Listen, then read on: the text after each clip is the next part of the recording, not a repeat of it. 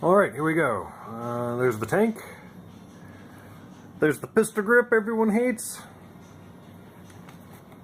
So here we go. Let's see if I can get that in there. There's the...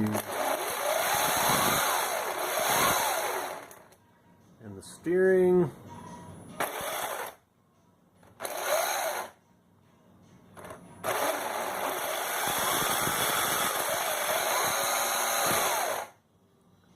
Pretty much how that works.